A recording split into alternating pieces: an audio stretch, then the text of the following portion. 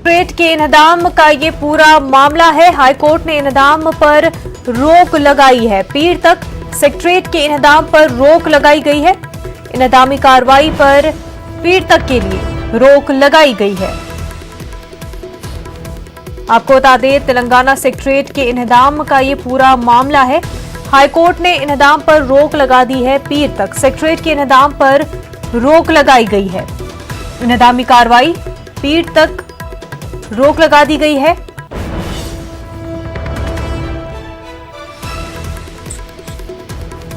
नाज़रीन, तेलंगाना सेक्रेटेरिएट को लेकर के काफी ज्यादा ये मामला सुर्खियों में रहा, क्योंकि इस वजह से रिलीजियस प्लेसेस को भी इन्हदाम करने की बातें जो सामने आई थी तेलंगाना सेक्रेटेरिएट को लेकर के, अब हाईकोर्ट ने रोक लगा दी है। हमारे नुमाइंदे अनीसुर रहमान हमारे साथ जुड़ चुके हैं।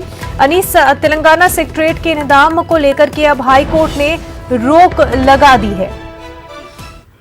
देखिए, 29 जून को हाईकोर्ट ने ही तेलंगाना हुकूमत को नए सेक्रेटेरिएट की इमारत को जो है तामीर करने की इजाजत दे दी थी जी। उसके बाद 4 रोज पहले आधी रात को हुकूमत तेलंगाना ने सेक्रेटेरिएट की इमारतों की इंतजामी कार्रवाई का आगाज किया था जी। इस मामले पर काफी तनकीद हुई थी। एक पिटीशन दाखिल की गई है। उसमें सवाल ये किया गया है कि क्यों जो है आधी रात को डेमोलिशन का आगाज किया गया है, खासतौर पर जो उसके इन्वायरमेंटल इश्यूज हैं उसको लेकर ये पिटीशन दाखिल की गई है। तो आज हाईकोर्ट ने खुद जो है हुकूमत तेलंगाना से कहा है कि वो पीर तक जो है इस इन्हदामी कार्रवाई को जो है रोक दे।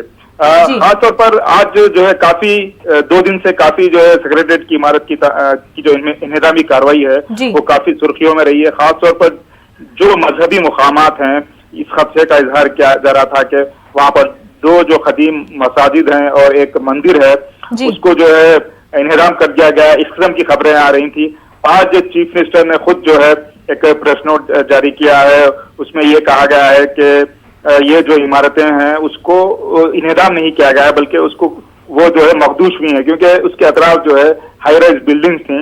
उसकी जो इन्हदामी कार्रवाई की जा रही थी, उसका जो मलबा है वो मजहबी मकामात, मजहबी जो इमारतें हैं तो उस पर गिरा और उसको नुकसान पहुंचा है। चीफ मिनिस्टर ने अपने प्रेस नोट में ये भी कहा है कि उन्हें बहुत ही अफसोस हुआ इस खबरों का, और उन्होंने ये भी कहा है कि बाज़ाब्ता जो है वो मजहबी मुकामात जो भी 2 मसाजिद और एक मंदिर है वो उसकी तामीर की जाएगी और हुकूमत के खर्च पर बहुत ही शानदार जो है वो मकामात तामीर किए जाएंगे। इस किस्म का उसमें बयान है चीफ मिनिस्टर का जी। तो अनीसुर रहमान, क्या उसी अहाते में मस्जिद और मंदिर दोनों बनाए जाएंगे या फिर किसी और जगह पे जो है मस्जिद और मंदिर बनाए जाएंगे? उसमें वाज़ेह तौर पर यही लिखा है कि वही इहाते में ही, उसी इहाते में, सेक्रेटेरिएट के इहाते में ही इन जो है मजहबी मकामात को बनाया जाएगा। उसी मकामात पर बनाया जाएगा, ये वाज़ेह नहीं हो सका, लेकिन उसमें ये लिखा है कि सेक्रेटेरिएट के इहाते में ही एक शानदार मस्जिद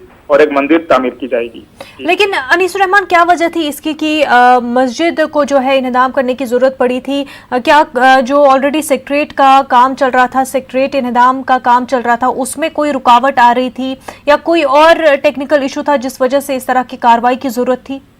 देखिए, ये जो मजहबी मुकामात हैं वो एक तरह से जो है वो उस इहाते के दरमियान में थे, और ये जो नई तामीर का जो मंसूबा बनाया गया है उसके हिसाब से शायद ये जो मजहबी मुकामात हैं उसे वहां से हटाया जाना जो है मंसूबे में, अगर वो हटाया नहीं जाता तो शायद उनका मंसूबा पूरा नहीं होता। जो नया मॉडल, जो नमूना बनाया गया है इमारत का, उसमें शायद ये एक तरह से जो है वहां पर उसको वो मंसूबा जो है वो पूरा नहीं होता, तो शायद इसको हटाया गया है, ये ऐसा समझा जा रहा है। लेकिन आज जो चीफ मिनिस्टर का जो प्रेस नोट आया है उसमें ये बिल्कुल नहीं लिखा गया है कि इन इमारतों का इन्हदाम किया गया है। इसमें ये लिखा गया है कि मलबा गिरने से इसको नुकसान पहुंचा है, चीफ मिनिस्टर को इसका बहुत अफसोस है और इन मजहबी मुकामात को दोबारा बनाया जाएगा। इस तरह से इस प्रेस नोट में लिखा गया है जी।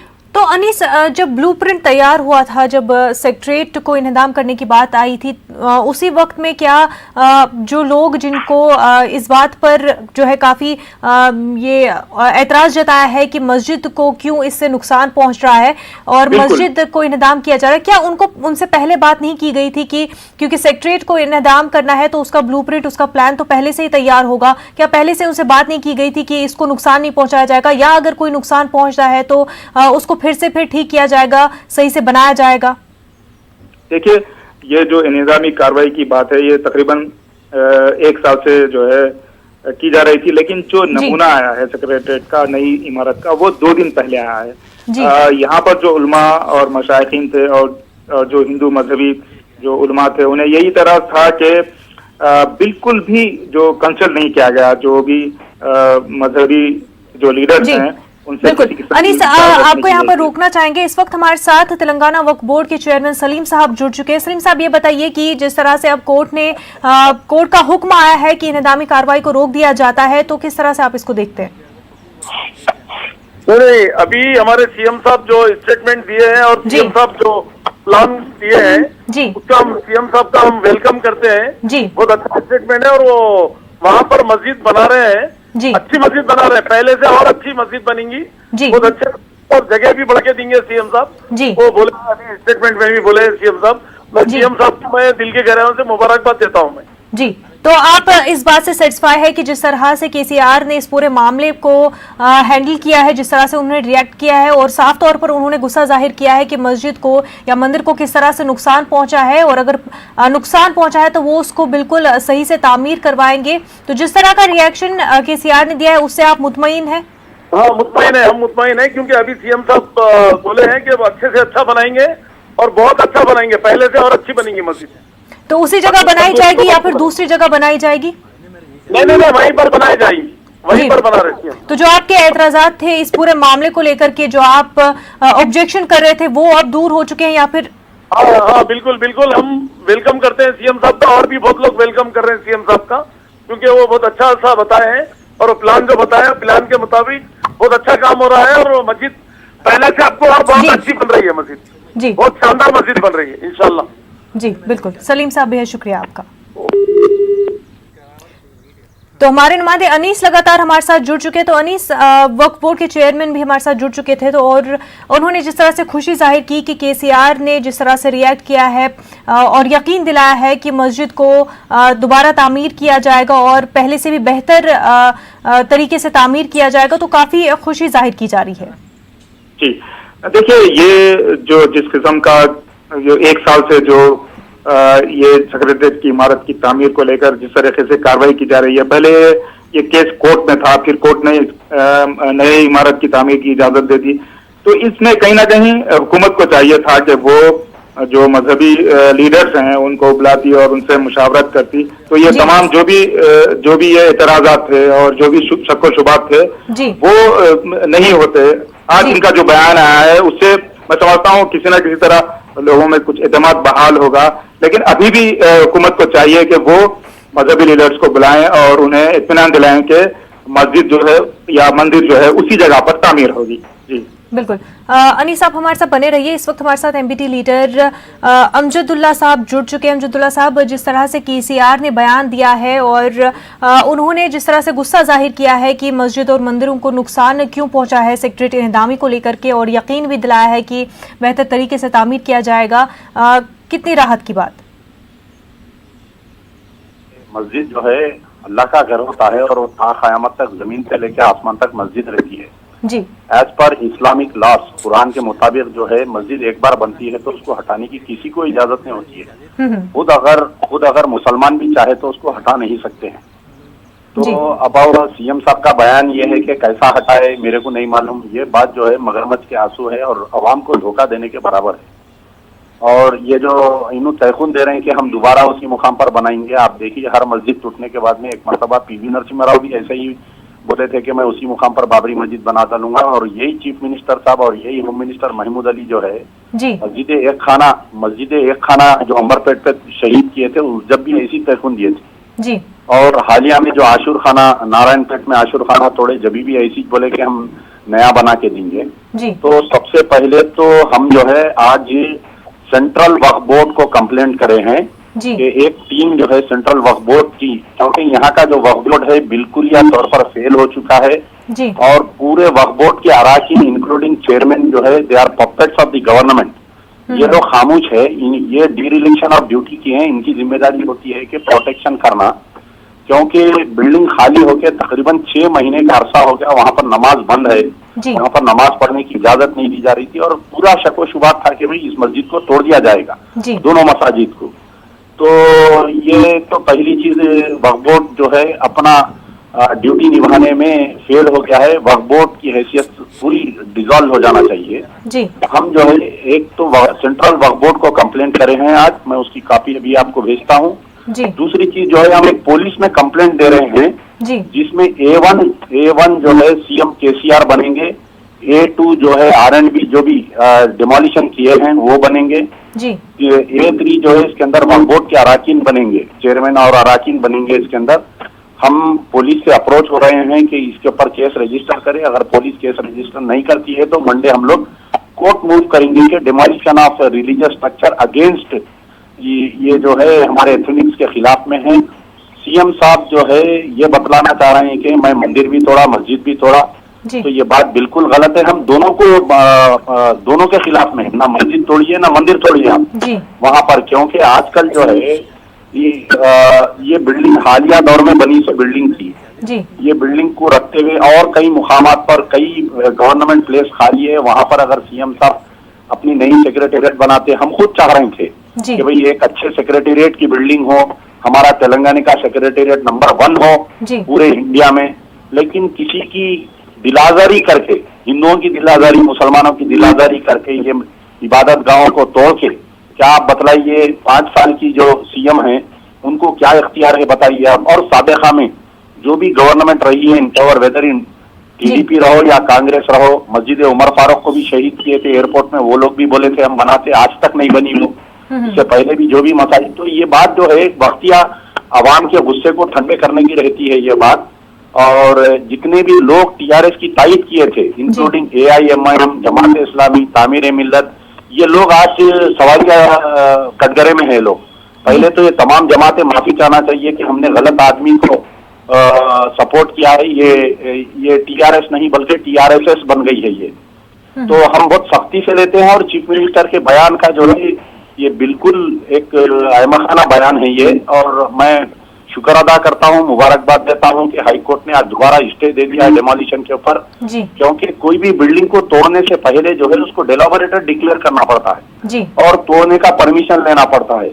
गवर्नमेंट जो है लोकल अथॉरिटी GHMC को ना उसको बिल्डिंग अनफिट का परमिशन ली है, ना तो उसको तोड़ने का परमिशन ली है जी। तो it's a violation of high court. जो हाई कोर्ट आपको स्टे वेकेट किया था उसका भी वायलेशन है ये जी। हम मजलिस बचाओ तहरीक की तरफ से सख्ती से निंदा करते हैं, बहुत सख्ती से निंदा करते हैं जी। और हमारे केसीआर साहब को हम ये बोलते हैं कि आप सबक लीजिए, साबिका में जितने लोगों ने इबादत गाहों को तोड़ा है इख्तिदार में रहते हुए, उनका अंजाम क्या हुआ, चाहे वो PV नरसिम्हा राव रहो, चाहे LK अडवाणी रहो, चाहे मुरली मनोहर जोशी रहो, वो सियासी अब्लिवियन में चले गए वो लोग जी। उनको जो है आज गली का कुत्ता भी नहीं पूछ रहा उनको। तो सीएम साहब जो है ये बहुत बड़ी गलती कर रहे हैं, इसके लिए माफी चाहना चाहिए और वार फुटिंग पे इमीडिएट कल से उसकी तामीर चालू होना चाहिए। ठीक, अमजदुल्ला साहब बेहद शुक्रिया आपका हमारे साथ बातचीत के लिए। और अब नाजरीन बात करेंगे गैंगस्टर विकास दुबे के एनकाउंटर की।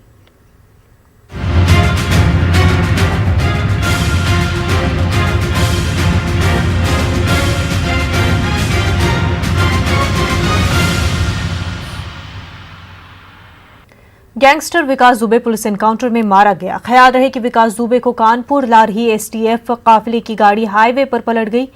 SSP के मुताबिक गाड़ी पलटने के बाद विकास दुबे ने पिस्तौल छीनकर भागने की कोशिश की। उसने पुलिस पर फायरिंग भी की। SSP ने बताया पुलिस की जवाबी कार्रवाई में विकास जख्मी हुआ था। डॉक्टरों के मुताबिक विकास दुबे को एनकाउंटर के दौरान 4 गोलियां लगी, 3 गोलियां सीने में जबकि 1 गोली हाथ पर लगी।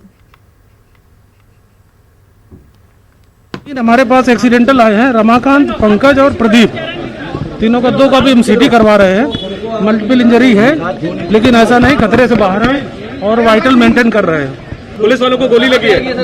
एक ये है आर्म में यहाँ पर, यहाँ से निकली और एक के पैर में है। उनकी स्थिति कैसी? वो दोनों ठीक है, स्टेबल है, स्टेबल है। एक हाथ में लगी है, छर्रा लगा है। गोली मार के निकली, जैसा डॉक्टर ने बताया, अभी जो एमएलसी किया उन्होंने बताया कि सर रगड़ के निकली गोली यहाँ से।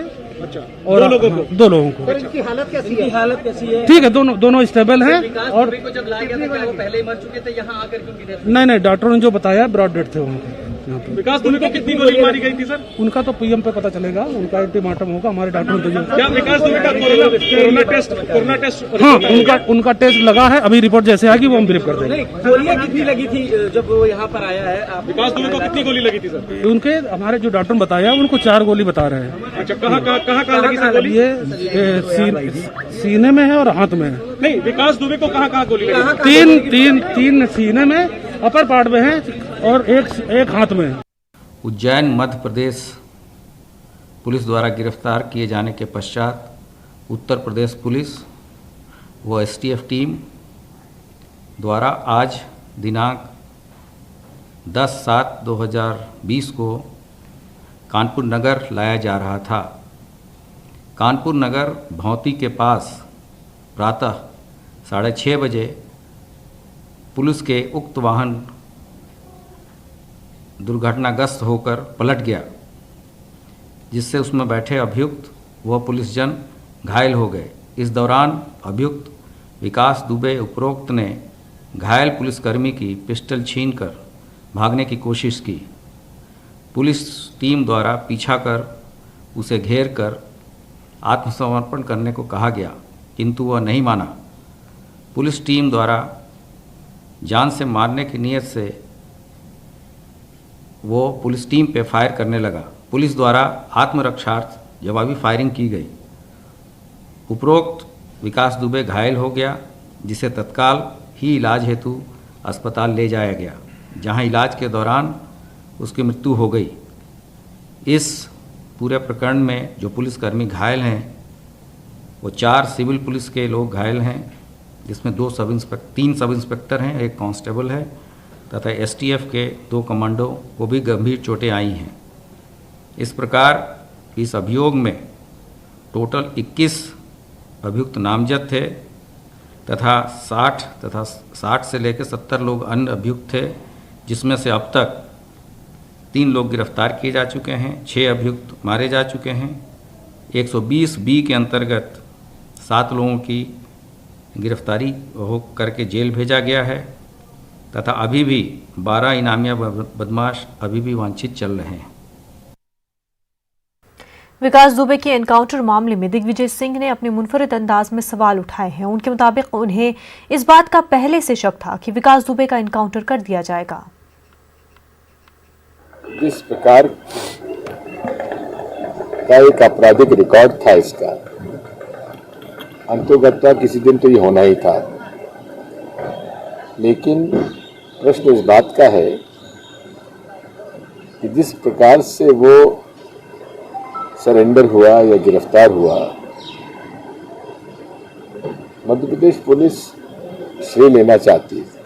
मुझे जो लगता है उत्तर प्रदेश की पुलिस से इनकाउंटर होने की संभावना से बचने के लिए, और फिर जो जिसका एक आशंका थी वही हुआ।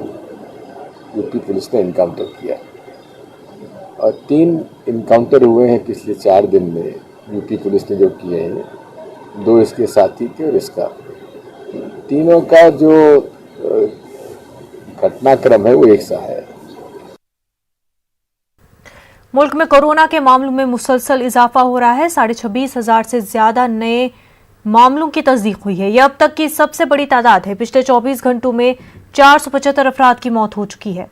मुल्क में अब तक 21,604 अफराद की मौत हो चुकी है। महकमे सेहत के जरिए जारी करदा एदादो शुमार के मुताबिक अब तक मुल्क में 4,95,513 अफराद कोरोना को मात देकर घरों को जा चुके हैं, जबकि कोरोना के 2,76,000 से ज्यादा एक्टिव मामले हैं।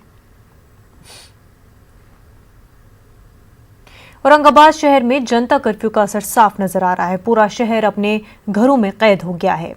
रास्ते पर सिर्फ पुलिस हुकाम और तिबी हुकाम नजर आ रहे हैं। गली चौराहों नुक्कड़ पर पुलिस तैनात है।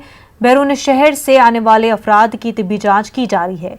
ये जांच म्युनिसिपल कॉरपोरेशन के हुकाम कर रहे हैं। इस तरह के 14 मराकज पर जांच हो रही है। हमारे नुमाइंदे अजहरुद्दीन ने इसका जायजा लिया, आइए देखते हैं। औरंगाबाद शहर में पिछले 3 दिनों से सब ने बताया है कि 10 तारीख से लेकर 18 तारीख तक जनता कर्फ्यू इम्प्लीमेंट किया जाएगा। उसमें सीपी ऑफिस की तरफ से शहर में जगह जगह पे नाकाबंदी और चेक पॉइंट लगे हैं। 21 पॉइंट्स तकरीबन पुलिस स्टेशन ट्रैफिक के और एक्सक्लूसिव ट्रैफिक के 12 पॉइंट्स लगे हैं। यहाँ पर इनफ फोर्स प्रोवाइड किया गया है और जो कुछ डायरेक्शंस 144 के तहत निकाली गई है उसमें 2 व्हीलर पे सिर्फ सिंगल ही अलाउड किया गया है। वो भी अगर सरकारी कर्मचारी है, कुछ इसेंशियल सर्विसेज जो कुछ एग्जेम्पशन जिनको दिया है। औरंगाबाद में सख्त कर्फ्यू पर अमल जारी है। ये कर्फ्यू 10 जुलाई से 18 जुलाई तक नाफिज रहेगा। इस वक्त हम औरंगाबाद के हरसुल टी पॉइंट पर खड़े हैं। आप देख सकते हैं मेरे पीछे बैरिकेड लगे हुए हैं। यहाँ पुलिस हुक्काम पूरी तरह से चौकस है। ये लोग हर आने जाने वाले को चेक कर रहे हैं। ये शहर को जोड़ने वाला रास्ता है, इसलिए बाहर से जो भी आ रहा है तो उसके स्वैब टेस्ट लिए जा रहे हैं। यहाँ बाज़ाब्ता एक स्वैब टेस्ट मराकज़ बनाया गया है। इस मरकज़ पर बाहर से आने वाले हर शख्स का स्वैब टेस्ट लिया जा रहा है। इसी तरह से आपको बता दें कि यहाँ पर एक मोबाइल वैन भी खड़ी है। जो पॉजिटिव पाया जाता है उसे इस मोबाइल वैन के ज़रिए हॉस्पिटलाइज किया जा रहा है। औरंगाबाद में इस तरह के स्वैब टेस्ट के 14 से ज़्यादा मराकज़ बनाए गए हैं ताकि लोगों को कोरोना की वबा से बचाया जा सके। अजहरुद्दीन, न्यूज़ 18 उर्दू, औरंगाबाद। बिहार में कोरोना के मामलों में मुसलसल इजाफा हो रहा है। रियासत में कोरोना के बढ़ते मामलों के पेश नजर पटना के कुछ अजला में आज से लॉकडाउन नाफिज कर दिया गया है।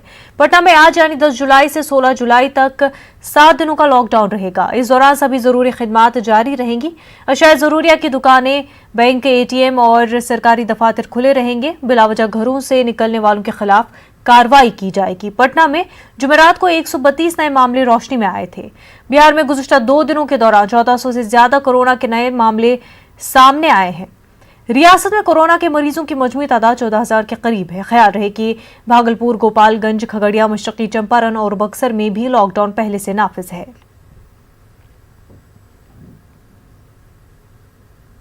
उत्तर प्रदेश में 3 दिन के लिए फिर मुकम्मल लॉकडाउन का निफाज किया जा रहा है। 10 जुलाई रात 10 बजे से 13 जुलाई सुबह 5 बजे तक मुकम्मल लॉकडाउन रहेगा। साथ ही सभी बाजार, मंडियां बंद रहेंगी। रोडवेज की बसें भी नहीं चल पाएंगी। कोरोना के बढ़ते खतरात के पेश नजर हुकूमत उत्तर प्रदेश ने यह फैसला लिया है।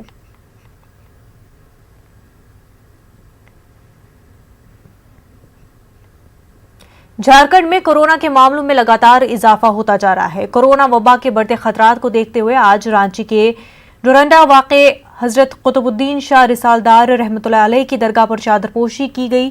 साथ ही इस मौके पर रियासत और मुल्क से कोरोना वबा के खात्मे के लिए खुसूसी दुआ की गई। वाज़ेह है कि पिछले दिनों रियासती वजीर मिथिलेश ठाकुर और JMM के एक MLA Mathura Mahato corona positive से मुतासर हो गए, जिन्हें इलाज के लिए अस्पताल में दाखिल किया गया। वहीं वज़ीर-ए-आला हेमंत सोरेन ने खुद होम क्वारंटीन हो गए। मैं आपको बता दूं कि हमारे झारखंड के CM जो अभी होम क्वारंटाइन हो चुके हैं, ये कोरोना वायरस जो मुहलिक बीमारी है उसके जद में हमारे झारखंड के मंत्री भी आ चुके थे। इसीलिए उन्होंने अपने लिए और तमाम लोगों को बचाने के लिए वो अभी अपने घर में होम क्वारंटाइन हो चुके हैं। और मैंने अभी चादरपोशी भी की और उनके लिए दुआएं भी की कि अल्लाह ताला उन्हें जल्द से जल्द शिफा कुल्ली अता फरमाए। और तमाम झारखंड के लोगों के लिए भी दुआएं हुई और हर दिन हो रही है, लेकिन बिलखुसूस जब से वो होम क्वारंटाइन हुए हैं हर दिन यहाँ दुआ हो रही है। बेंगलुरु में दिन ब दिन कोरोना के केसों में इजाफा हो रहा है। कल एक ही दिन में 1373 अफराद कोरोना से मुतासर हुए। इन हालात के पेश नज़र अवाम से अपील की जा रही है कि वो कोरोना की टेस्टिंग से न घबराएं।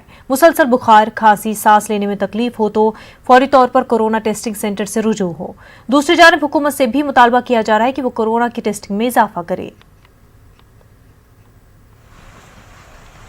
हमें जो प्रिकॉशंस है, फेस मास्क, सोशल डिस्टेंसिंग, ये किसी भी हालत में हम लोग को फॉलो करना चाहिए, क्योंकि अभी जो ये स्टेज है कम्युनिटी ट्रांसमिशन का स्टेज है और गवर्नमेंट के मिनिस्टर जी बोल रहे हैं कि अभी पीक अक्टूबर में आने वाला है। तो आप देख सकते हैं अभी यही हालत है तो अक्टूबर में और क्या हालत होने वाली है।